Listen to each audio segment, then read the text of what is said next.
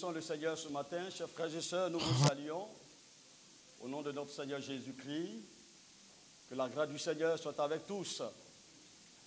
Nous sommes aujourd'hui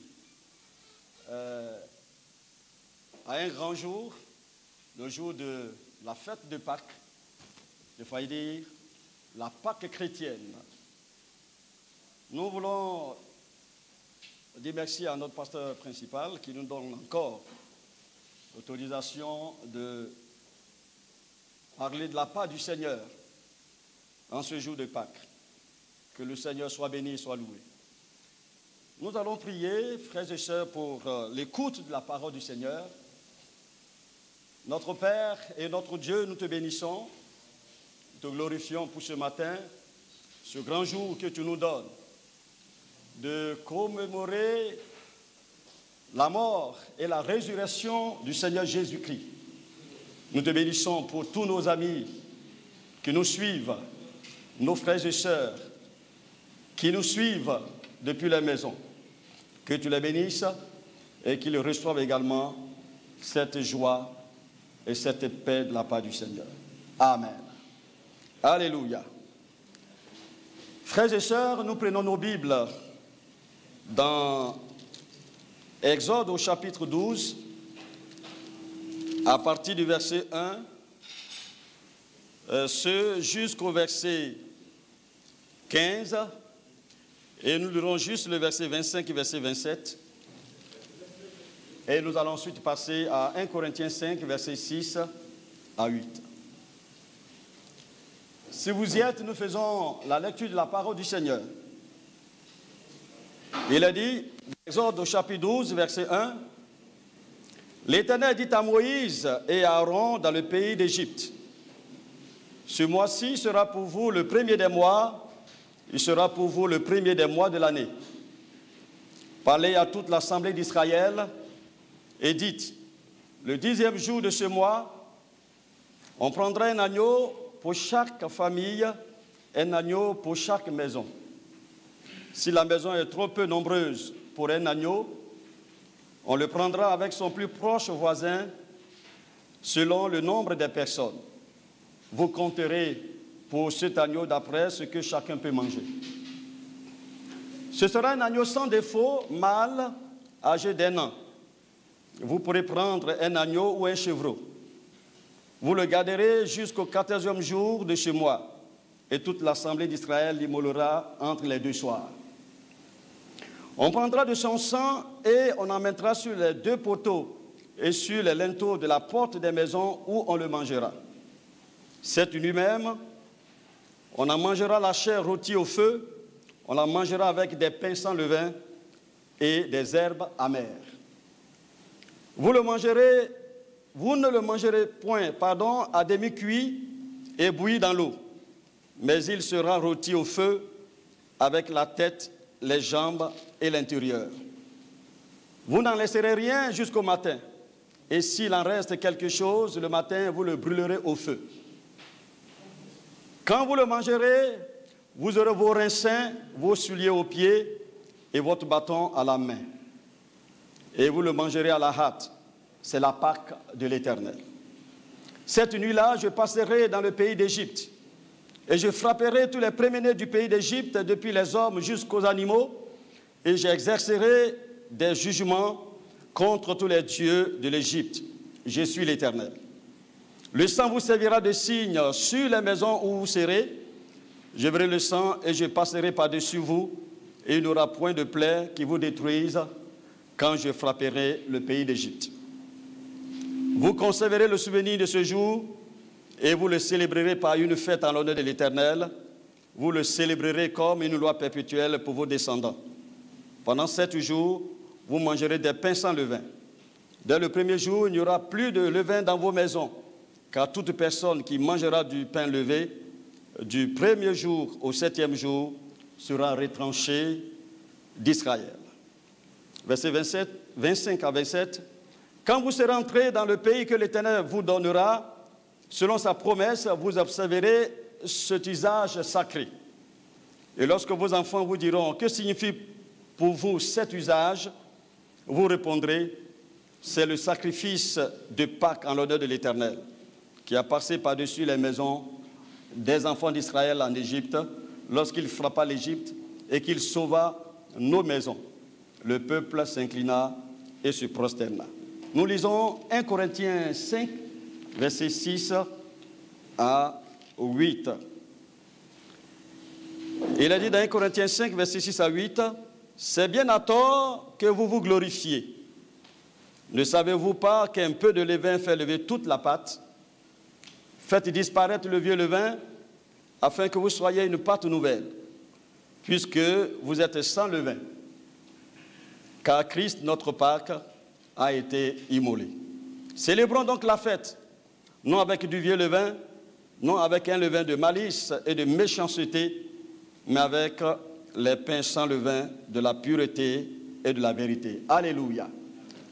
Chers frères et sœurs, notre thème autour duquel nous allons réfléchir ce matin, il est simple, c'est la Pâque chrétienne.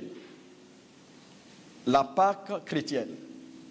Lorsque nous fouillons la Bible, la parole de Dieu, nous nous rendons compte que le plan du salut de l'humanité a été préparé par Dieu, étape par étape, comme un grand pédagogue, comme un grand architecte, avant d'arriver à la réalité qui est le Christ, qui est mort pour nous à la croix de Golgotha.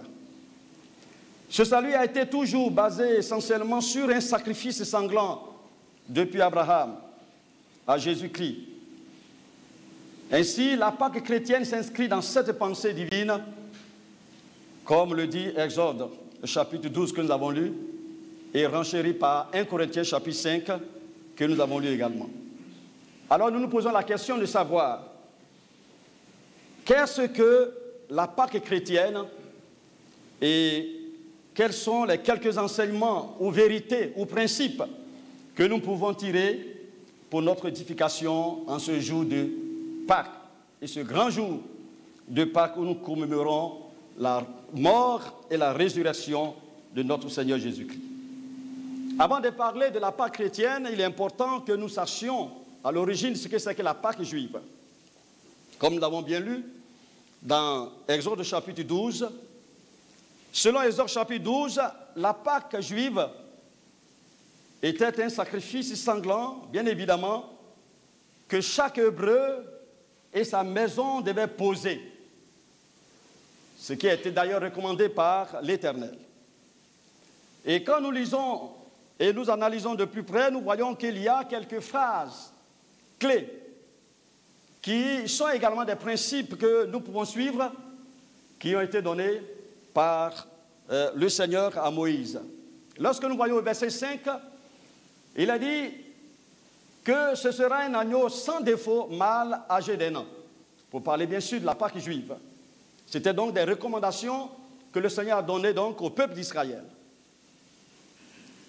Il a dit aussi au verset 7, on prendra de son sang et on le mettra sur les linteaux, les deux poteaux et sur les linteaux de la porte des maisons où on le mangera. Nous complétons avec le verset 11. Quand vous le mangerez, vous aurez vos reins sains, vous le mangerez à la hâte, c'est la Pâque de l'Éternel. Le verset 12-13, cette nuit-là, je passerai dans le pays d'Égypte. Et le sang vous servira de signe sur les maisons où vous serez. Je verrai le sang et je passerai par-dessus.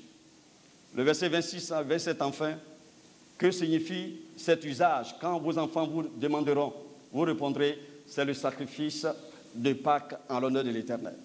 Frères et sœurs, chers amis, à partir de ces versets, nous pouvons dire clairement que la Pâque juive est le sacrifice sanglant ordonné par Dieu à Moïse pour libérer son peuple qui était en Égypte, en esclavage, et par la même occasion pour juger l'Égypte et ses dieux. Et cela, par la suite, comme nous l'avons lu dans Exode chapitre 12, a été institué comme une fête qui devait chaque jour commémorer, dont il devait se souvenir de l'action du Seigneur opérée en Égypte à leur faveur. Ainsi, une étude sérieuse de ce passage d'Exode nous ressort des principes qui impliquent également la Pâque chrétienne. Voyons à présent ce que c'est que la Pâque chrétienne. Si la Pâque juive, chers frères et sœurs, était un animal sans défaut tué, dont le sang sur les linteaux des portes des Hébreux a épargné ceux-ci de la mort, la Pâque chrétienne est un homme saint, sans péché, sacrifié ou immolé à la croix, dont le sang appliqué sur nos cœurs nous épargne de l'enfer. Nous pouvons retenir ceci, que la Pâque chrétienne n'est donc pas une festivité religieuse. Et comme on le croit à tort, partout, presque partout dans le monde entier, même pas comme une fête religieuse comme le fêtaient les Juifs. Mais la Pâque chrétienne, c'est vrai, on peut se réjouir avec des frères et sœurs autour d'un plat, autour d'un agneau tué, littéralement. Mais la Pâque chrétienne est plus que cela. La Pâque chrétienne est une Pâque spirituelle, morale, une fête que Dieu a envoyée du ciel. Et vous me comprendrez quand je dis que c'est une fête que Dieu a envoyée du ciel pour que les hommes se réjouissent véritablement en communion avec Dieu, ici-bas jusqu'à dans le ciel de gloire. Alors voyons quelques principes ou quelques vérités que nous donne la fête de Pâques et la fête de Pâques chrétienne.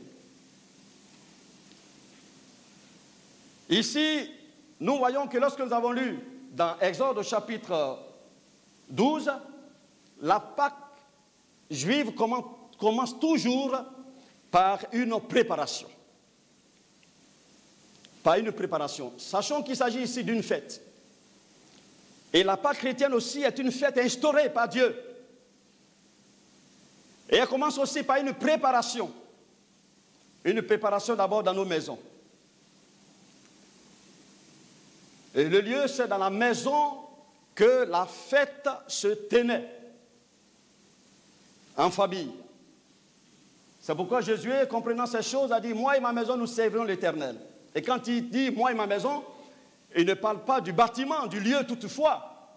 Il parle de sa famille. Il parle de lui-même, de sa femme et ses enfants. Et Exode 12 nous dit que l'agneau est pris dans la maison et par famille.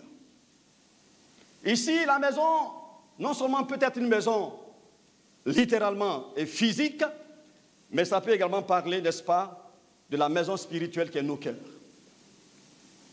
Le cœur de l'homme est comme une maison qui a des portes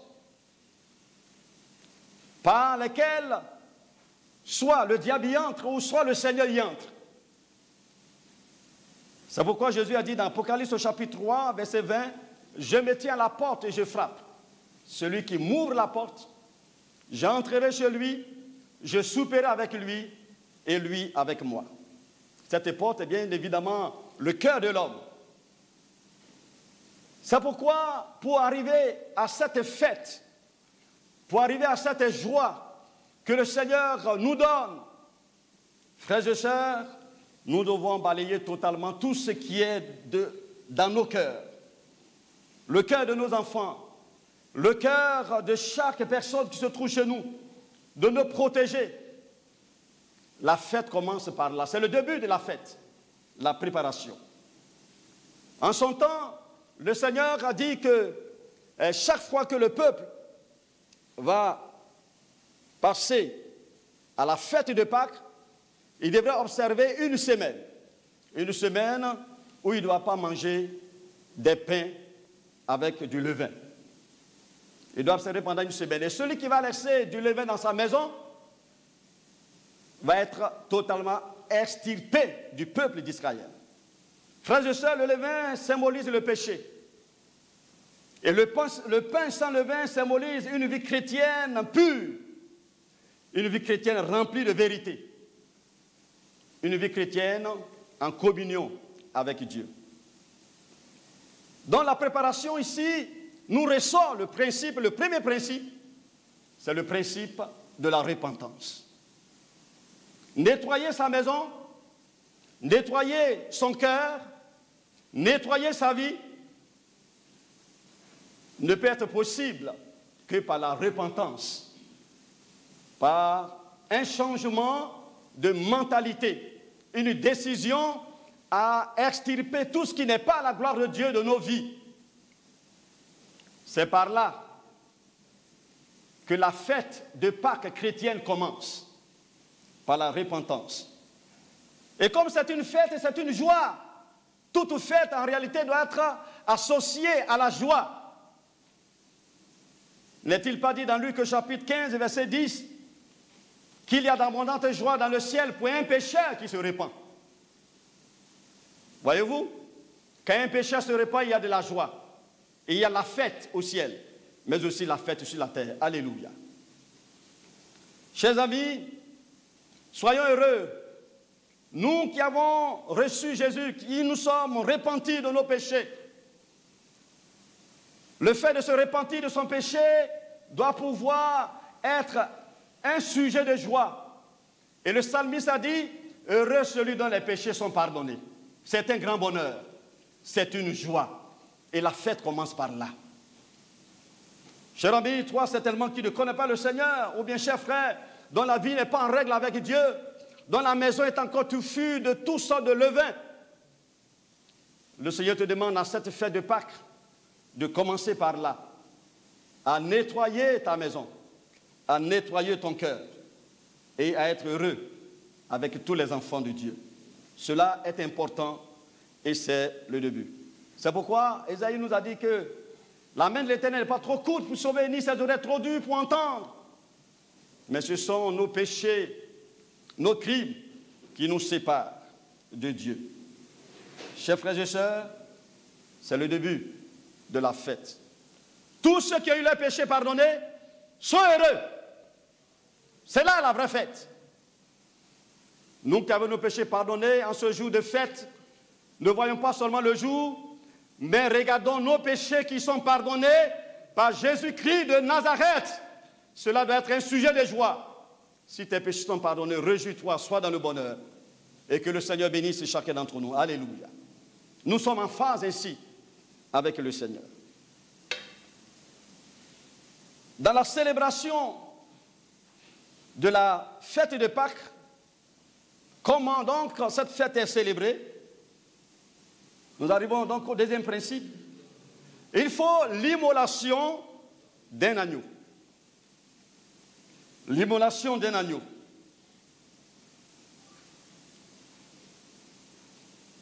Et l'immolation d'un agneau ici nous fait penser également à l'agneau de Dieu qui ôte le péché du monde, comme l'a bien dit Jean le Baptiste.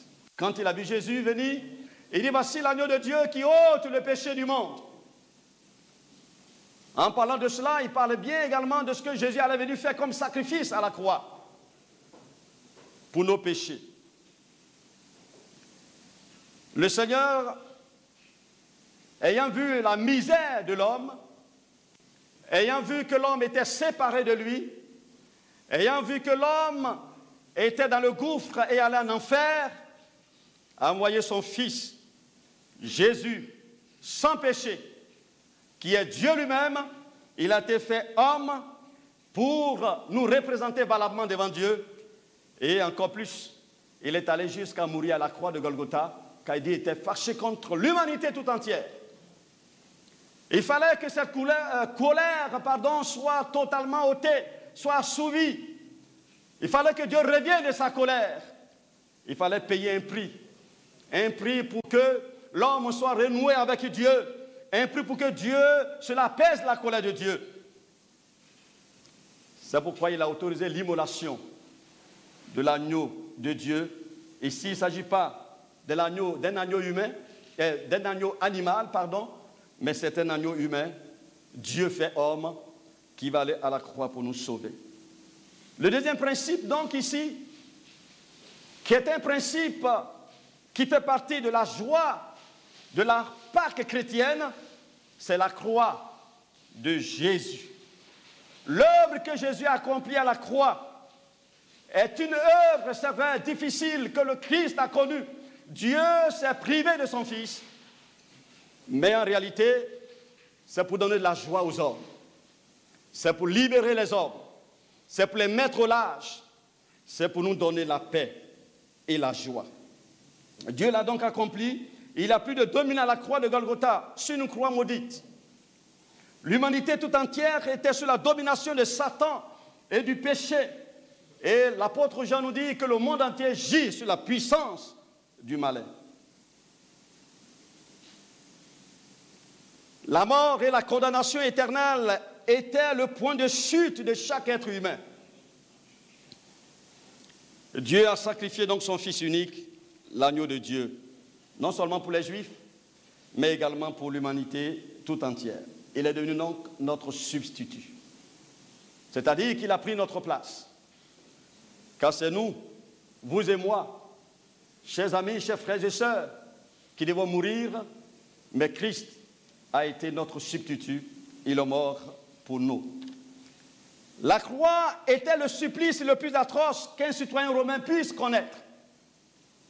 La croix, c'est deux bois qui se croisent, était le moyen de condamnation des brigands, des voleurs, des bandits de grand chemin en son temps, à l'époque de l'Empire romain. Mourir sur une croix était ignoble et scandaleux pour un juif. Mais c'est là, sur cette croix maudite, sur ce moyen de supplice, que le sang de Jésus a coulé, que son sang est versé pour nous sauver et pour nous protéger. Quelle joie! Quelle joie! Mais en plus, il est allé, a été enseveli, il est rentré dans le tombeau. 3 jours après, il est sorti du tombeau. Et quand il est sorti du tombeau, cela signifie qu'il a eu la victoire sur la mort, la victoire sur les ténèbres, la victoire sur nos péchés pour nous, la victoire sur tout ce qui nous ôte la paix et la joie.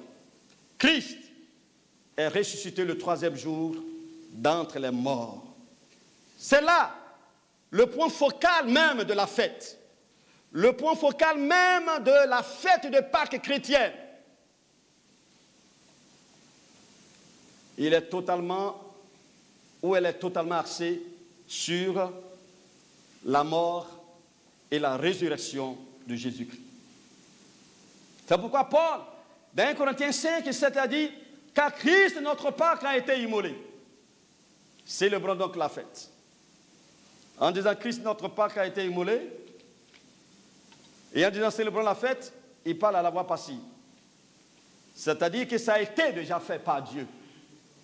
Et ça continue d'avoir ses effets dans nos vies, dans ta vie, dans ma vie, dans la vie de tous ceux qui s'approchent de lui pour goûter à cette joie.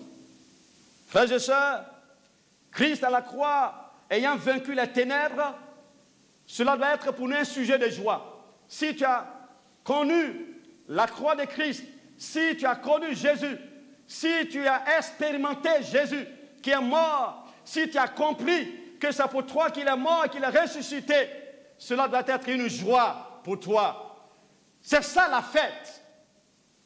Cette joie d'avoir le Fils de Dieu comme substitut, comme remplaçant pour des pécheurs que nous sommes. Quelle joie! Quelle joie! Et c'est ainsi la fête. La fête de Pâques chrétienne est le point focal, la mort de Jésus, qui nous donne tant de joie, tant de paix, car par sa mort et par sa résurrection, nous sommes justifiés. Par lui, la porte est ouverte aujourd'hui pour entrer dans le ciel de gloire. Dans le ciel de gloire, car il a dit, je suis le chemin, la vérité et la vie, nul ne vient au Père que par moi. C'est par lui, par son œuvre, que toi et moi nous pourrons rentrer dans le ciel. Et dans le ciel, nous serons tout le temps en joie avec Dieu. Dieu le Père, Dieu le Fils lui-même, Dieu le Saint-Esprit. Nous serons tout en joie avec nos frères et sœurs qui également ont cru et qui se sont introduits, n'est-ce pas, dans cette fête grandiose, spirituelle, morale, qui est une communion, en effet, avec notre Créateur. Frères et sœurs, ce deuxième principe doit être un sujet de joie pour chacun d'entre nous. Alléluia. Le troisième principe est le principe de la foi. Car quand Dieu disait à Moïse de dire au peuple de sacrifier un agneau et de porter son sang sur les linteaux des portes, ils y ont cru.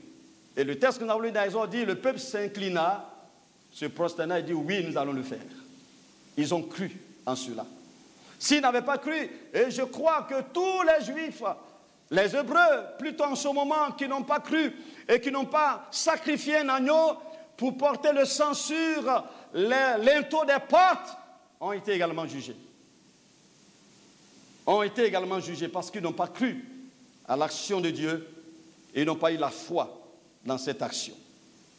Ce troisième principe est une source de joie qui nous parle ici de comment manger cette Pâque. Parce que quand il est immolé, il faut le manger. Mais pour ce qui concerne l'immolation, c'est Dieu qui l'a déjà fait. Vous savez, nous avons souvent chez nous des enfants, vous êtes décarcassés, vous avez tout payé, même pour manger, il faut leur mettre cela dans la bouche. Dieu ne le fera pas. Dieu a déjà pourvu à ce qu'il faut pour la fête. Il a livré son fils, il l'a fait mourir, il est ressuscité. Maintenant, pour appliquer ce sacrifice à ton cœur, pour l'appliquer à mon cœur, c'est moi, c'est toi, c'est chacun d'entre nous, de façon individuelle et personnelle, qui devons faire l'acte de foi pour saisir l'œuvre de la croix pour être sauvés. Jésus l'a dit. Il dit dans Jean chapitre 6, versets 54 à 56, « Celui qui mange ma chair, qui boit mon sang, a la vie éternelle. Car ma chair est vraiment une nourriture et mon sang un breuvage. Celui qui boit mon sang, je demeure en lui et il demeure en moi. » Comment est-ce que Jésus peut dire une telle parole? Mais le contexte nous permet de dire que certains de ses disciples n'ont même pas compris. Ils ont pensé que Jésus parlait réellement de sa chair au plan physique et de son sang de façon littérale. Non, il parle de la foi. Il parle de tous ceux qui auront ce bonheur d'avoir la foi appliquée en lui et à son œuvre. Il parle de leur foi. Car la foi nous amène à appliquer l'œuvre de Christ en nous-mêmes, d'amener le Christ vers nous et de l'intérioriser en nous et de l'amener dans notre cœur. C'est là l'action de la foi. C'est pourquoi, chers frères et sœurs, chers amis, vous tous qui avez cru au Seigneur par la foi, soyez heureux. Soyez heureux, c'est ça la fête de la Pâque chrétienne. Elle est aussi basée sur la foi dans l'œuvre de Christ. Si vous avez la foi, soyez heureux d'avoir mis votre foi dans l'œuvre de Christ et non dans des fétiches et non dans les choses de ce monde et non dans vos diplômes, car bien que ces choses soient de bonnes choses, non dans nos richesses, non dans les choses passagères de ce monde. La foi en Jésus-Christ est une source de bonheur. Alléluia. La foi dans l'œuvre de Christ est une source de bonheur. Le Seigneur a dit, heureux ceux qui ont cru sans m'avoir vu. Savez-vous, chers frères et sœurs, qu'il y avait des gens en son temps qui avaient vu Jésus de façon physique, qui le touchaient, mais qui ne croyaient pas en lui. Même jusqu'à la croix, il y avait encore certains qui ne croyaient même pas en lui encore. Même jusqu'à la croix, beaucoup ne croyaient pas encore en lui. Mais il y avait un qui avait cru, le centenier, et quand il a vu que à midi, le soleil s'est arrêté et c'était comme si c'était à minuit. il a vu et il a dit, assurément, cet homme était fils de Dieu. Vous savez, beaucoup de gens développent beaucoup de théories. Ils se disent athées, ils se disent avoir la raison, ils se disent avoir l'intelligence. L'intelligence est une bonne chose. Raisonner sur les choses pour trouver le sens des choses et le pourquoi des choses, ce sont des bonnes choses aussi, car Dieu a pourvu, n'est-ce pas, la raison en créant l'homme. Mais dans les choses de Dieu, pour fêter normalement de la fête de la Pâque chrétienne, il faut la foi. Et il faut la foi, afin que cette foi vous amène à comprendre les choses de Dieu. Dans la Bible, la foi est toujours mise avant la compréhension intellectuelle. Si vous voulez comprendre les choses de Dieu intellectuellement, chers amis, vous ne comprendrez rien et vous ne comprendrez pas du tout. Car les choses de Dieu se conçoivent spirituellement d'abord, avant que nous ayons les mots pour les expliquer. La foi est importante. C'est pourquoi, frères, sœurs, toi qui as la foi en Jésus, car il y a des grands messieurs, des grandes dames, des gens qui ont tout, mais qui ont tout vraiment, mais qui n'ont pas eu cette étincelle de foi qui devait réveiller leur conscience. Mais toi, tu l'as. Je l'ai. C'est ça qui doit être ton sujet de joie et mon sujet de joie. Alors réjouissons-nous d'avoir la foi dans le Seigneur. Le quatrième principe, enfin, ici, c'est le résultat. Le résultat, nous l'avons vu, que le peuple d'Israël, après avoir cru et après avoir fait le sacrifice, cela se soldait naturellement par leur délivrance nationale. Ils ont eu le salut au plan national, pas au plan individuel ici, mais au plan national. Pour ce qui nous concerne, lorsque nous mettons notre foi dans cette œuvre, nous recevons le salut individuellement en tant que disciples et Dieu nous rassemble pour qu'ensemble nous puissions l'adorer. Le salut, c'est le fait qu'un homme échappe au plus grand danger de sa vie, qui est l'enfer. Et tous ceux qui ont donné la vie à Jésus, qui ont cru en son sacrifice, ils sont sauvés. Leurs péchés sont pardonnés. Et leur nom s'est inscrit dans le livre de vie. Ma soeur, mon frère, toi qui me regardes, ton nom, si tu as cru en Jésus, est inscrit dans le livre de vie. Tu n'as pas à douter. C'est là la joie. C'est là la vraie fête de la Pâque chrétienne. Réjouissons-nous parce que nous sommes sauvés. Réjouissons-nous parce que nous avons la vie éternelle. Réjouis-toi aujourd'hui. Ah oui, cela n'exclut pas le fait qu'on puisse tuer un petit veau ou bien un petit mouton. Non. Mais la vraie Pâque chrétienne au plan biblique, c'est la joie d'avoir le salut éternel en Jésus.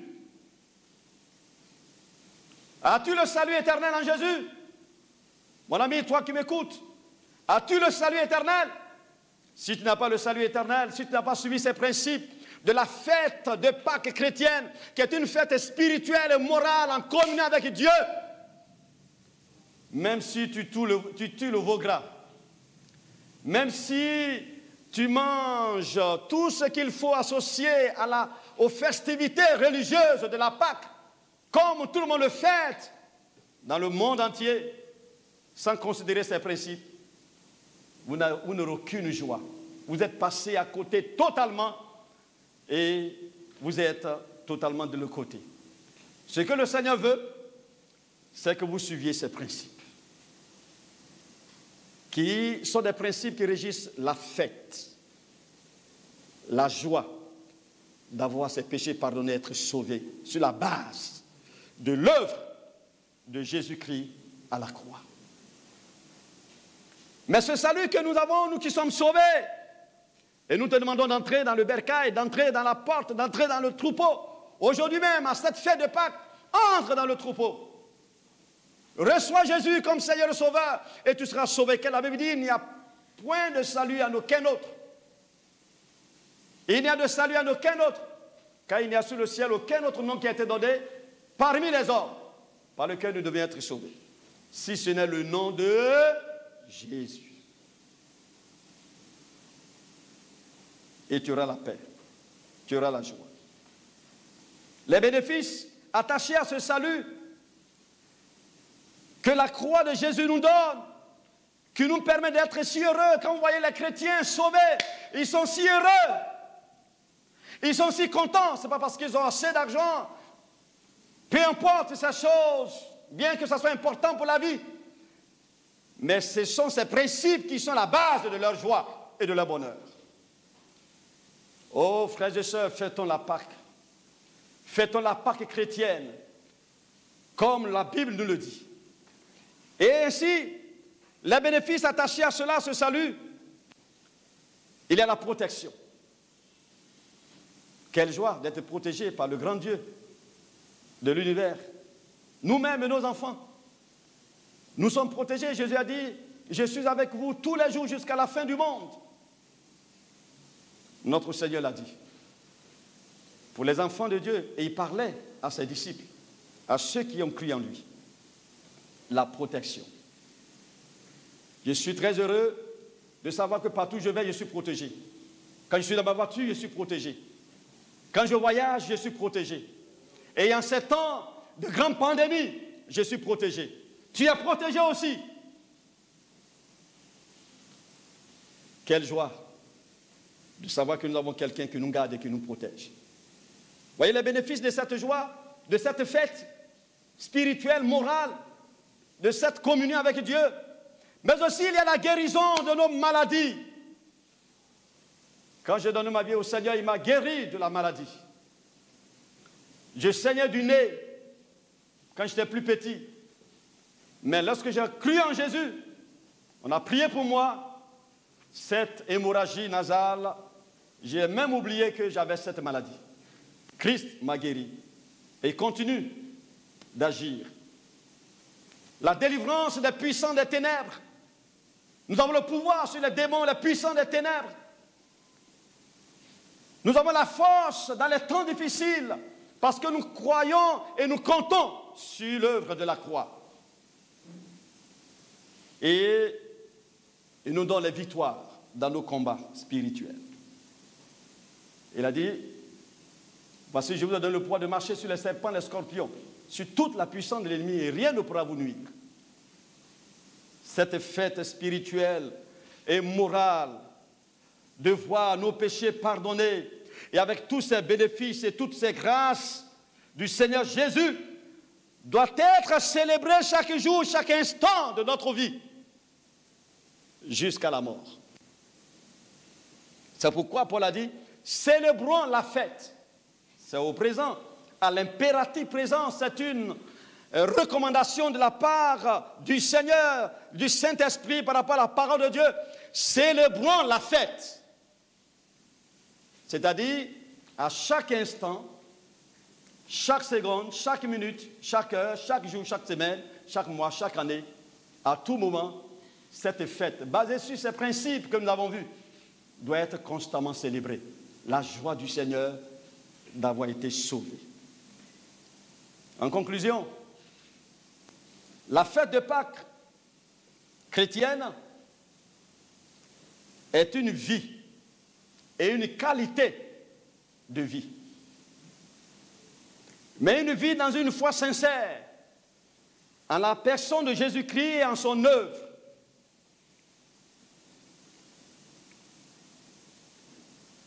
Et également son sacrifice,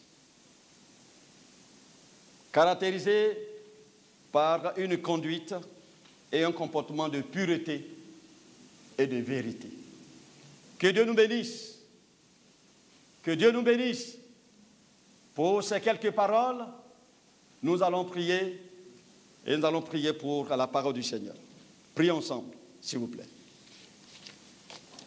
Béni sois-tu, Seigneur, notre Dieu, notre Père, pour cette bonne parole que tu nous donnes ce matin, en ce grand jour de la fête de Pâques.